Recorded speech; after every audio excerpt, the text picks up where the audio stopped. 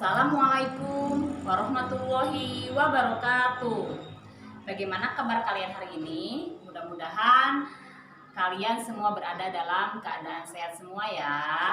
Dalam pembelajaran hari ini dan di bulan puasa pula, Ibu berharap kalian masih tetap semangat ya. Untuk mengawali pembelajaran hari ini, marilah bersama-sama kita berdoa terlebih dahulu. Berdoa dimulai.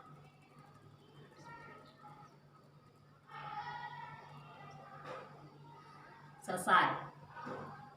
Baiklah, sebelum kita memulai pembelajaran, silahkan kalian mengisi absen terlebih dahulu, yaitu yang di Google Form yang Ibu siapkan, yang Ibu bagikan di WhatsApp group.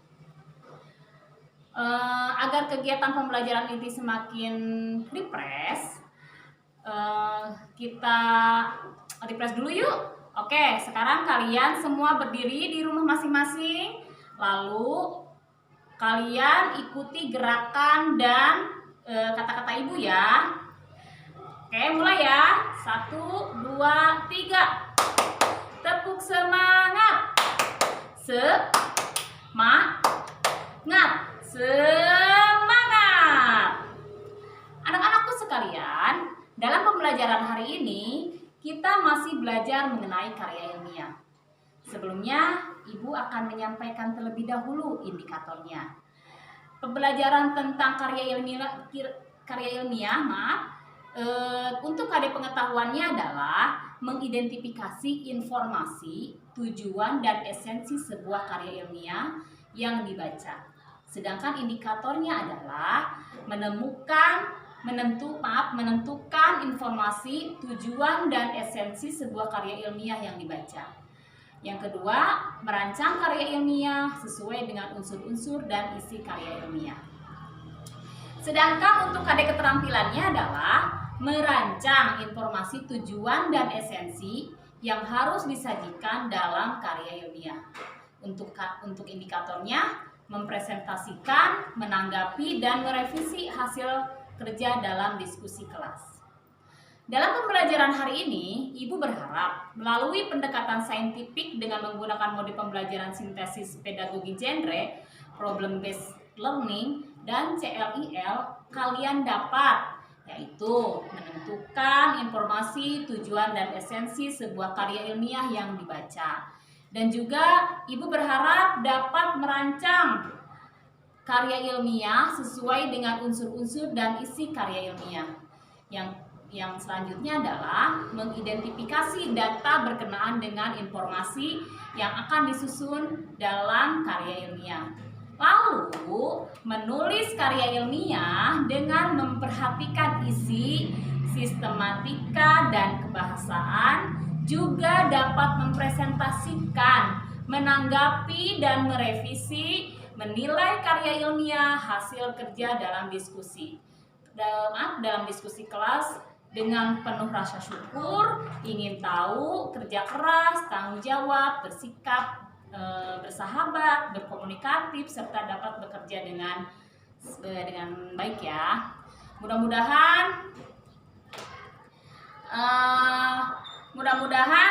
semua bisa memahami dengan kalian mencoba menentukan sebuah permasalahan yang ada di sekitar kalian, lalu dicari jalan keluarnya oleh kalian sendiri. Jadi permasalahannya kalian cari, lalu setelah itu cari solusinya dari masalah tersebut. Baiklah, Ibu sekarang ingin bertanya terlebih dahulu. Dalam pembelajaran kemarin kita sudah belajar tentang karya ilmiah. Siapa yang masih ingat karya ilmiah itu apa? Betul, karya ilmiah adalah karangan ilmu pengetahuan yang menyajikan dan fakta yang ditulis menurut metodologi penelitian yang baik dan benar, serta dapat dibuktikan kebenarannya. Nah, sekarang apa itu ciri-ciri dari karya ilmiah? Kan kalau kita buat karya ilmiah otomatis dong tahu ciri-cirinya, karena karya ilmiah yang kita tahu bersama macam-macamnya beda-beda. Ada yang artikel, ada yang karya tulis, ada yang makalah, dan lain sebagainya yang sudah Ibu jelaskan sebelumnya. Oke, tak ada yang tahu? Ya, yang pertama adalah penjelasan disajikan secara masuk akal atau logis. Karena karya ilmiah itu bukan cerpen, bukan novel. Karya ilmiah adalah hasil penelitian di mana harus ada kejujuran, apa adanya sesuai dengan fakta.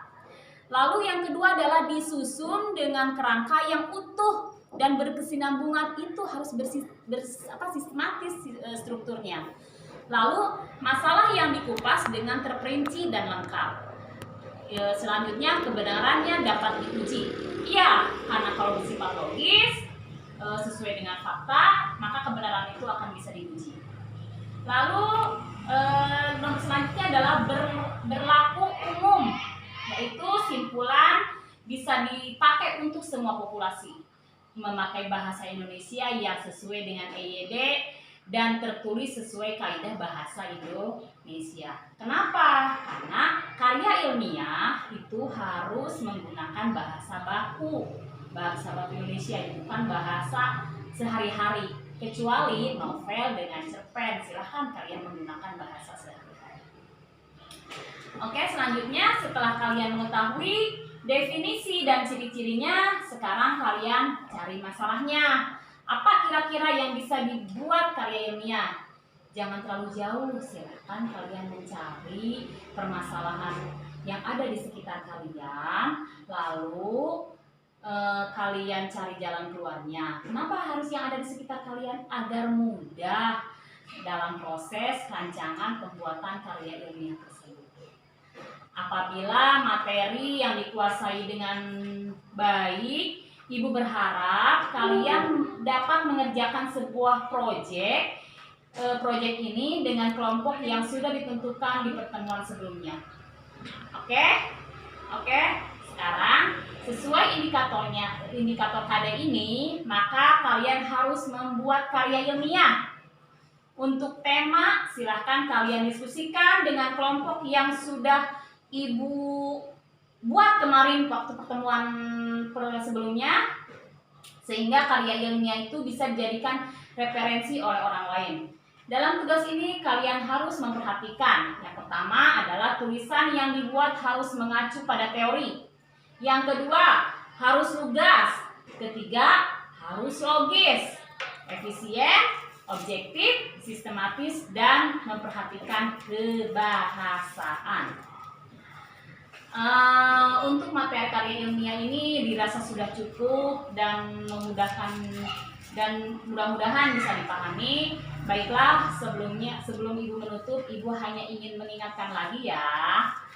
Tolong tugasnya dikerjakan beserta kelompok, karena dengan karya ilmiah kalian dapat mengembangkan pemikiran menjadi lebih matang dan mengingat keterampilan dalam organisasian, penyajian fakta dan data secara jelas dan sistematis. Oke, bisa dipahami? Mudah-mudahan kita bisa bertemu lagi pada materi selanjutnya. Terima kasih. Assalamualaikum warahmatullahi wabarakatuh.